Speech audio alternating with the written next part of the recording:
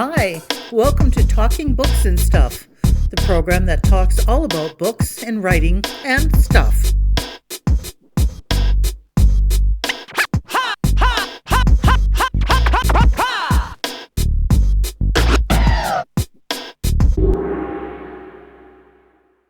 Here's your host, Dennis Rimmer. Welcome back, yet another edition of Talking Books and Writing and Stories and stuff like that. And today, this episode is all about the PNE, Pacific National Exhibition, by a guy who lived and breathed it. His name is Nick Marino. He's from Vancouver, grew up in Vancouver in the East Side, still lives there from what I understand. This is his first book, and I hope there's many more to come. It's called East Side Story, Growing Up at the PNE. It's by Nick Marino, a good old Italian name. So Nick, thanks for being with us today. Thanks a lot for having me on, Dennis. I appreciate it. So you grew up in the east side of Vancouver. What exactly area did you actually grow up in? I know it was close to the PNE, but which area? Well, actually, the area I grew up in wasn't that close to the PNE. It's the Killarney area, so more like southeast Vancouver, where like when I was growing up in the 80s, when people would say East Van, it generally meant more the northeast corner of the city where the PNE is. Right. But there was all these kids in the schools around southeast Vancouver that also felt that they're part of East Vancouver. I mentioned in the book that Vancouver's always been a city with a strong east-west divide, and anyone that lives on the east side of Main Street knows what team they're on. So I've always sort of seen myself as an east side kid, but I don't want to say that I grew up right next to PNE. That's something that my cousins did. They grew up very close to it, and I was there a lot. But as far as like being close to it, I tried to interview a lot of people that did grow up right next to it. So, yeah, I hope there's no stolen valor in the title of growing up at the PNE. That's right. Well, you grew up there because you worked at the PNE. But this is Nick Marino talking about East Side Story, growing up at the PNE. So, Nick, why did you write this book? What's in it for you? Why did you do this? Well, I guess I've always wanted to write a book, and during COVID, I took a freelance writing course because I had some free time at UBC from a woman named Jennifer Van Evera, and we had to submit ideas for an article. And I had recently interviewed a guy that had been the bouncer at the arcade. His name's Red. He's in the book, and his story was great. And I just sort of thought this guy would make a great story. And also, having worked there for a long time and just seeing all the general kind of underhanded scamming that was going on, low-level scamming that all the local kids were doing, I thought it would be a fun article. And then Jennifer said that she thought it would be a good book. And it eventually became that.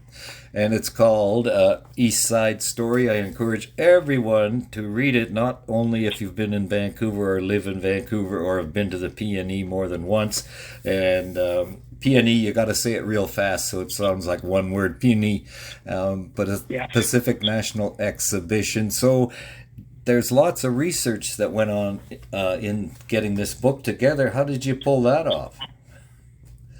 Well, I actually enjoyed doing the research part of it. A lot of it was done through just on the internet, going to the Vancouver Public Library archives. They have all these, 100 years of old newspapers. And there's like tens of thousands, if not 100,000 stories about the PNE in there.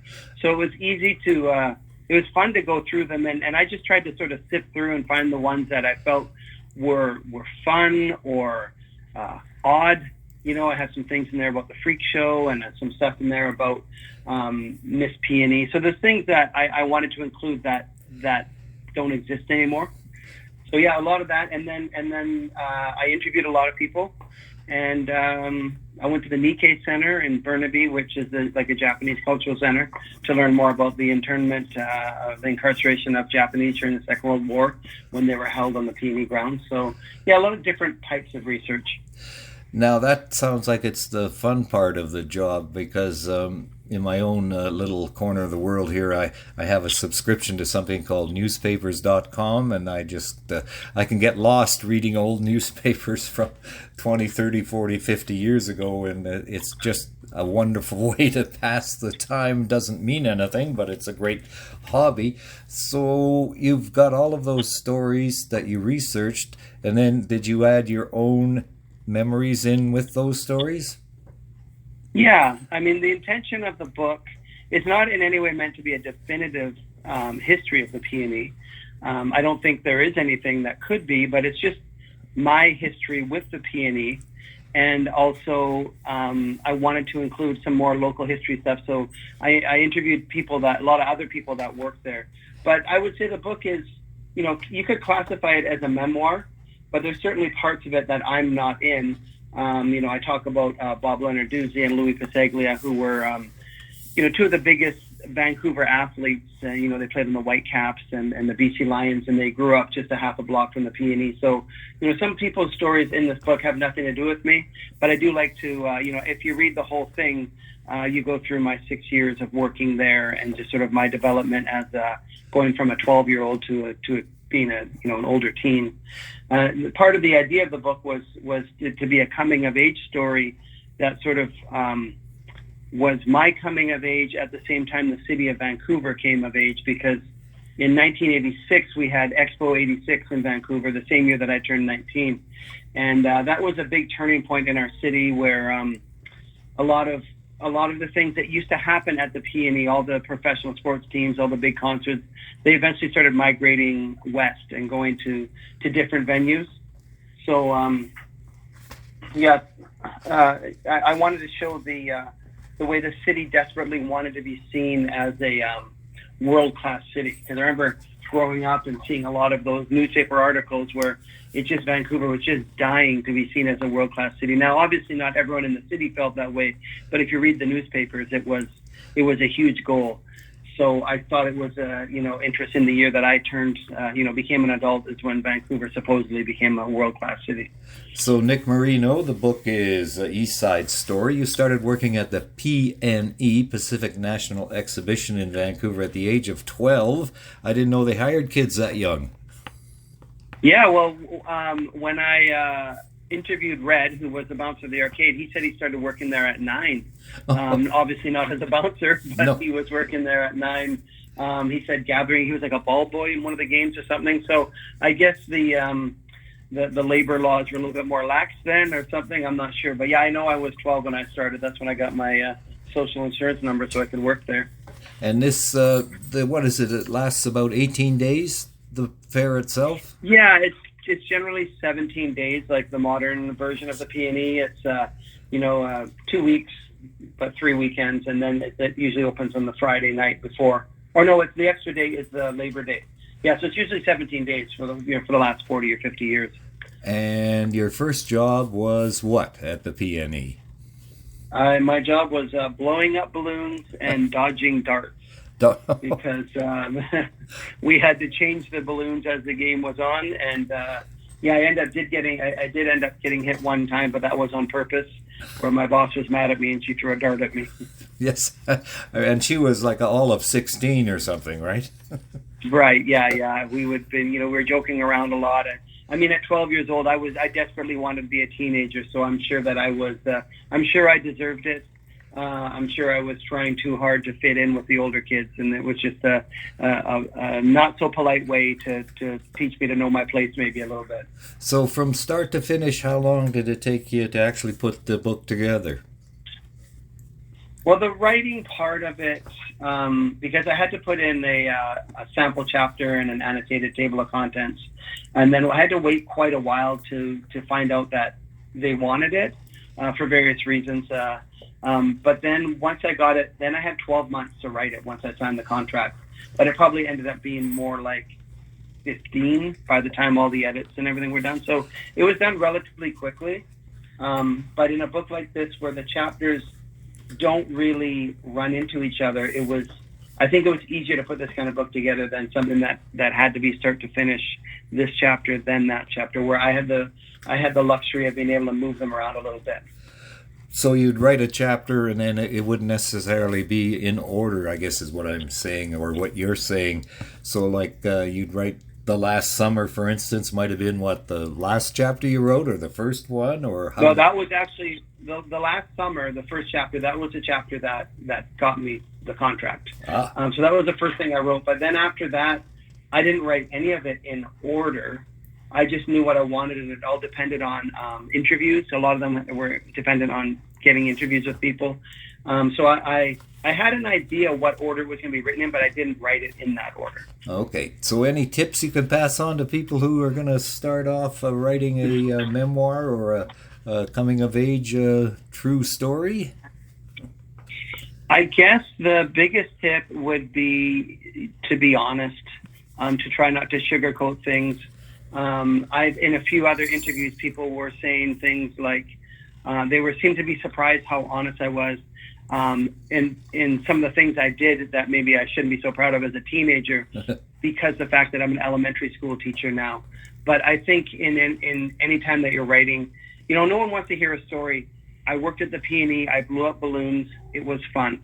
They want to hear all the other stuff, the behind the scenes stuff. So I think if you're going to write something like this, you have to be willing to share some things that might be less than flattering about yourself. Right, and also that the various, as you call them, low-level scams, you guys pulled off a number of different things, including getting tickets out of the bowls or sneaking into the Coliseum to watch the Canucks or the Bruins practice. So you guys did a lot of kind of tricky stuff. Yeah, a lot of that kind of the sneaking in and that, because I didn't live right by it. Those were my cousin's stories or friends of his that told me about it. I mean, Dennis, it was kind of amazing doing the research for this book that a lot of these people came to me. I didn't even go to them. They would be like, hey, your sister told me you're writing a book about the P&E. You need to talk to this guy.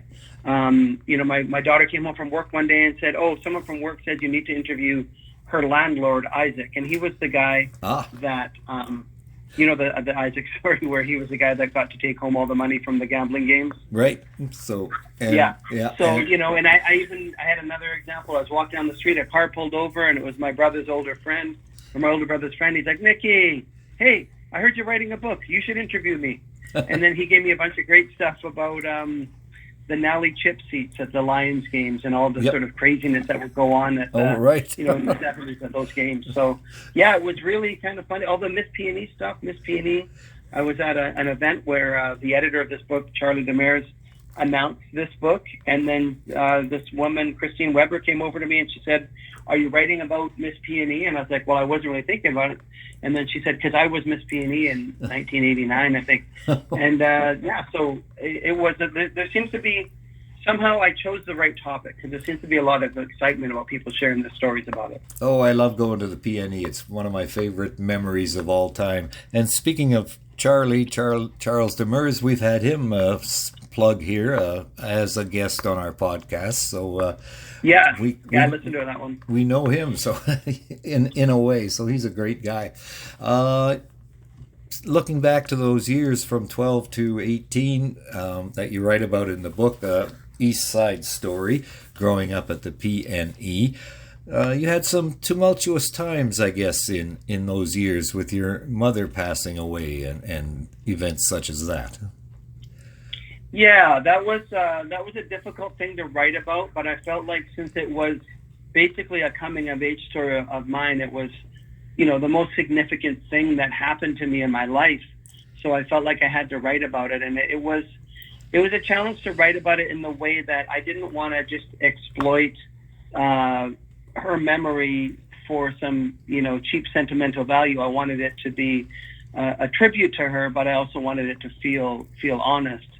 So it was a challenge to write that part, but I've reread that part a few times, and I'm very happy with it. And my mother-in-law was friends with my mom, so I'm lucky that I still know some people that knew her that weren't family. And she read the book, and she told me that she really liked that chapter, which really kind of validated it for me because she knew my mom as someone outside of the family. So yeah, those were definitely difficult times, and it changed the whole dynamics of my family, forever. But right. It was something I did need to write about. You had to do it. That's, like you said, part of being the honest factor of writing a memoir. You have to include it no matter what. On a much more pleasant note, you used to go to Birch Bay because when I was a kid, in Crescent Beach. Yeah, I went to.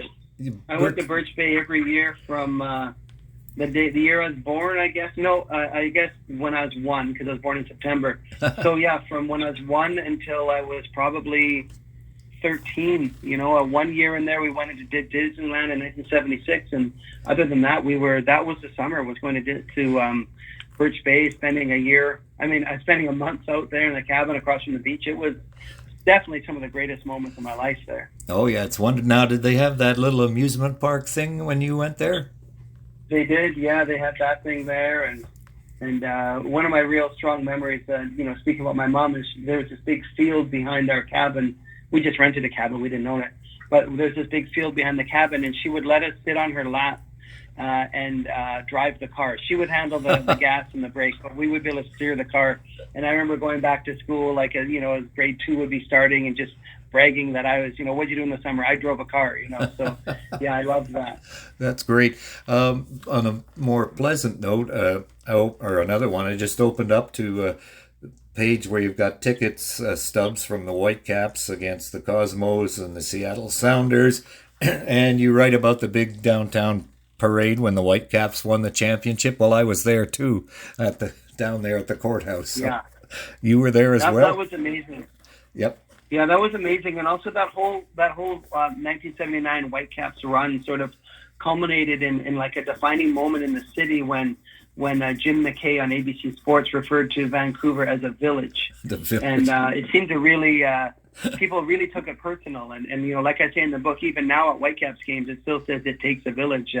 What is this? 44 years later, people are still hung up on that. So I think that village stuff sort of tied up with the world-class city and Expo 86. It's all related. There's a I can't think of the word exactly, but there was something in Vancouver where people wanted to be seen as more, and I think that parade was a huge celebration of us being like, hey, maybe we are more than a village, And it's kind of a Canadian thing, always looking for outside validation, no matter what it is. So. Exactly, yeah. Exactly. Now, the way I'm reading the book, you didn't do very well in high school. So how did you get from writing notes for other kids to, obviously you went to university and became a teacher. Was there something that turned yourself around? Well, I mean, I was a relatively good student until my mom died. Yep. And then after that, I was very drawn to the whole social part of high school. So if I could ever be involved in anything social, I would do that. So if that meant, skipping out and hanging out with, not necessarily the bad kids, but, not going to class really appealed to me. So I wasn't the type of bad student that necessarily struggled with work. I was actually a little bit full of myself in the sense that I was, I thought, well, I could be a good student if I wanted to be.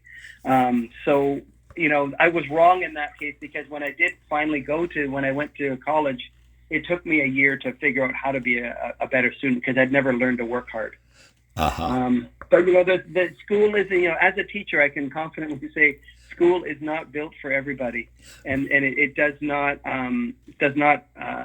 meet the needs of every single student. It kind of goes down the middle. So if, I was maybe one of those kids that was the traditional school wasn't necessarily built for me. And your teacher still in the same area that you grew up in? Is that right? I'm a little bit. I'm a little bit away, but I'm a 10-minute drive from where I, because I still live basically where I grew up. I live blocks away from where I grew up, but yeah, I'm in generally the same area. I'm in East Vancouver at Nootka Elementary School, which is a fine arts school. So it's nice. We can do things a little bit differently there. And I think, I talked about this before, I think on a different interview, but I think someone who didn't have a perfect school career as a student has a lot to offer as a teacher, because we can understand kids that aren't exactly into school. Exactly. And speaking of the book, which is called, of course, East Side Story, Growing Up at the PNE by Nick Marino, what do you hope the book will accomplish? I don't know. That's a good question. I mean, I've always wanted to write a book. So the book accomplished that for me. I wrote a book. It seems to be getting some attention, which is great. I mean, I would love to continue to be to see myself as a writer, to continue to write books. So I guess what I'd like it to accomplish is to start a creative life for me outside of what I do at school. I mean, I've done things like some comedy and a bit of other writing before. I wrote some radio pilots and that kind of thing. But if I could, sort of be seen as a writer and experience that writer's life, that would be a dream. And do you have any other books then in mind, or you're still kind of percolating ideas? I have another one in mind, just in the process of making sure that they want it. So yeah, there definitely are a few ideas. But yeah, there should be I should have another book, I'm hoping, in a couple of years. Okay, and I'm also thinking that once this book comes out, I'm going to hear 1,000 stories of people about their experiences at the PNE. So, maybe one day, thinking way ahead, maybe one day there's an updated version of this or a sequel or something. So, yeah, I've got definitely a few ideas for books in me. And one more quick question before we go. This is a Robin's Egg book publication. How did that come about? Is that through your connection with Charlie? Yeah. Thanks for bringing that up. So yeah, it is on Arsenal Pulp Press, but it's on Robin's Egg Books, which is an imprint of Arsenal. And Charlie and I have been friends for, I guess, maybe 15, 18 years now. I used to run some fundraisers for a theater company, and I first got to know him by hiring him for those. Eventually, we wrote a couple of radio pilots for CBC together, and we've been friends for a while. And like I said earlier in the interview, when I mentioned to Jennifer Van Evera about this being an idea for an article, and she said it should be a book, I mentioned that to Charlie, and he kept that in his mind. And 4 or 5 months after I mentioned it, he called me up and asked if I wanted to write the book or at least a sample chapter to see if it was good enough. So, yeah, I mean, Charlie's the best. He's probably the best comedian in the country. He's one of the best writers. He's an amazing guy, and he's just like so quick and funny. And yeah, the first time I'd heard of Robin's Egg Press, the first book was by a woman named Ebony Rosen, and it was What I Think Happened, which is a really funny book. And from that moment, it was like a goal in my mind was to get a book on there, and somehow it happened. And it happened, and I hope there's many more readers such as myself who just enjoyed it from page 1 to the end, and we're almost sad to see it end. Nick Marino, thank you very much for your time today, and let's hope we hook up again in the future. Well, thanks a lot, Dennis. I really appreciate you taking the time to talk to me about this book. It's something I'm starting to feel a little bit proud of now.